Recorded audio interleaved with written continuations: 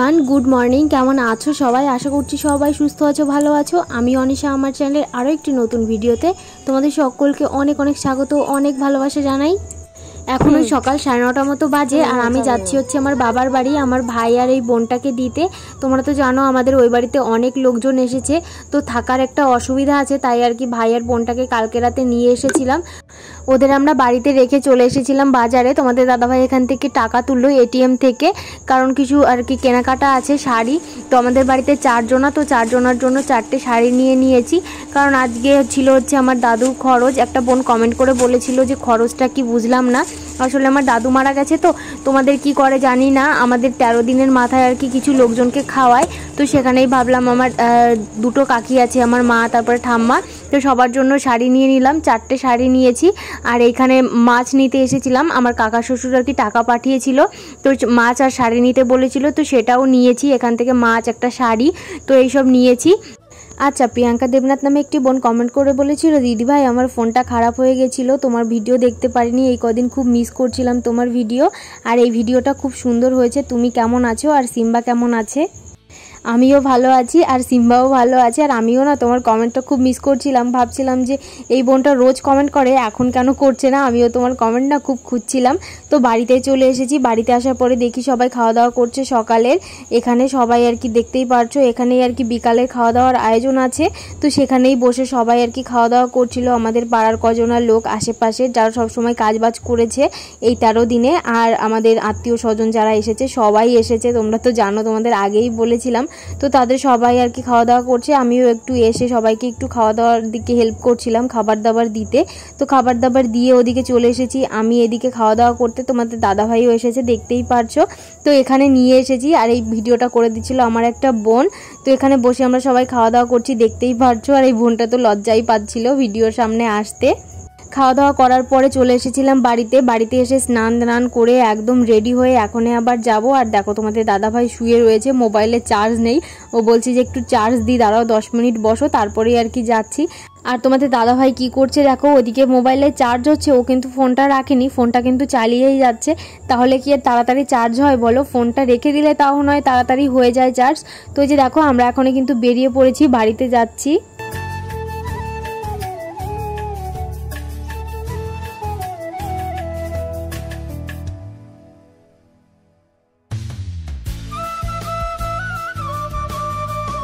আর এই যে দেখো সামনে বাড়িতে যাওয়ার পথে এর সঙ্গে দেখা হলো, এটা হচ্ছে আমার ছোট্টবেলাকার বান্ধবী, আর এখনো হয়ে গেছে আমার কাকি।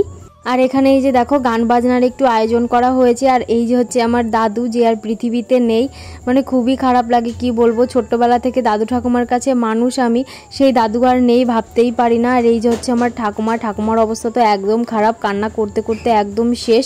আর এই যে হচ্ছে আমার মা, আর ওইখানে কাকিমা ছিল। আর এই যে দেখো এইখানে আর কি রান্না বান্না হবে, আর কালকেও তো একটু খাওয়া দাওয়ার আয়োজন করা হবে, সবাই এসেছে যেহেতু বাড়িতে, তো সেই জন্য আর কি আমার বাবা এখানে মাছগুলো একটু বেছে বেছে তুলে রাখছিল কালকের জন্য। অনেক মাছ আনা হয়েছে। আর এইখানে দুপুরবেলায় সবাই বললো এত গরম, একটু আম মাখা করি, মানে টক খেতে কিন্তু ভালোই লাগে গরমের সময়, তাই না বলো? 2 রকম আম মাখা হচ্ছে এইখানে আর কি, মা কুচিয়ে আর কি আমটা মাখছে, আর এইখানে আমার মাসি আর কি কেটে কেটে আমটাকে রেডি করছে মাখার জন্য। আর আমাদের বাড়িতে না প্রচণ্ড গরম, কি বলবো তোমাদের, এত লোকজনের ভিড়, আরও প্যান্ডেল করা হয়েছে, তাঁবু টাঙানো হয়েছে, তো সেই জন্য আর কি হাওয়া বাতাস না একদমই ঢোকে না, তো সেই জন্য আর কি প্রচণ্ড গরম। গরমে সবার অবস্থা খারাপ, দেখতেই পাচ্ছ সবার হাতে এক একটা করে আর কি খবরের কাগজ রয়েছে, হাওয়া নিচ্ছে, পাখার হাওয়াতেও না কাজ হচ্ছে না। আর আমার একটা দাদু এসেছে বৃন্দাবন থেকে, তিনি যে এত সুন্দর গান করে কি বলবো।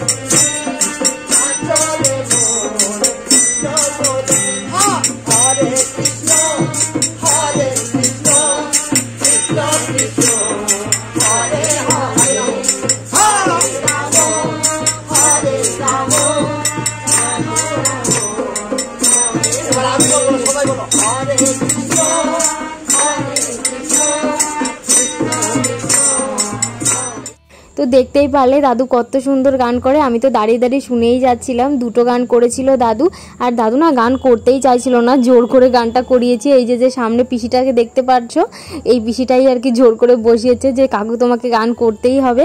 তো তারপরে আর কি করেছে গান। কেমন লাগলো তোমাদের অবশ্যই কিন্তু কমেন্ট করে জানিও তোমরা সবাই।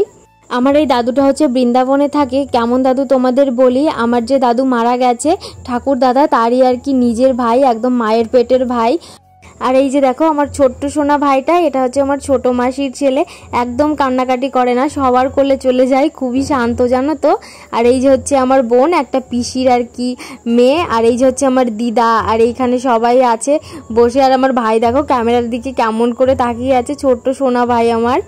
আর এই দিন কী হয়েছিল জানো তো, এই দিন ছিল তোমাদের দাদা ভাইয়ের বার্থডে। আর আমি তো একদম ভুলেই গেছিলাম।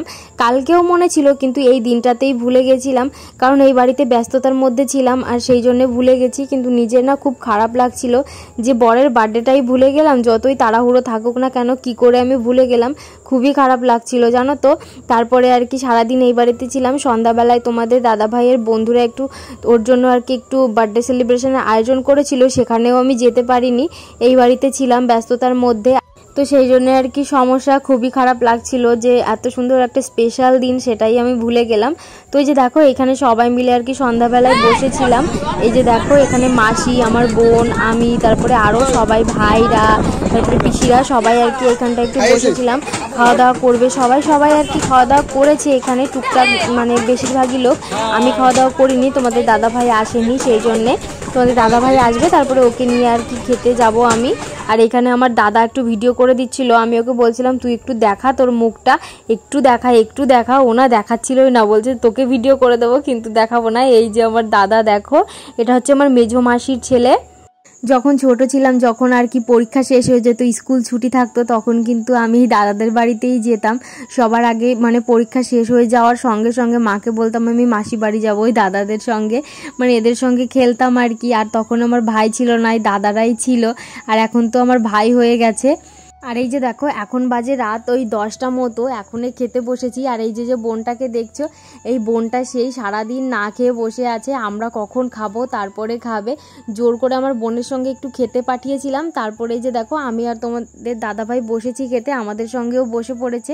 খাওয়া দাওয়ার পরে আর কোনো ভিডিও করিনি, চলে এসেছি বাড়িতে। আর এই যে দেখো তোমাদের দাদাভাইয়ের বার্থডে সেলিব্রেশন হয়েছে, কিন্তু আমি আসতে পারিনি, কেকটা রয়েছে এই যে দেখো।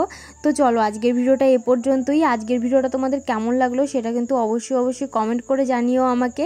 তোমাদের সঙ্গে দেখা হবে কালকে আবার কোনো নতুন ভিডিওর সঙ্গে। ততক্ষণ তোমরা সবাই সুস্থ থেকো, ভালো থেকো, টাটা।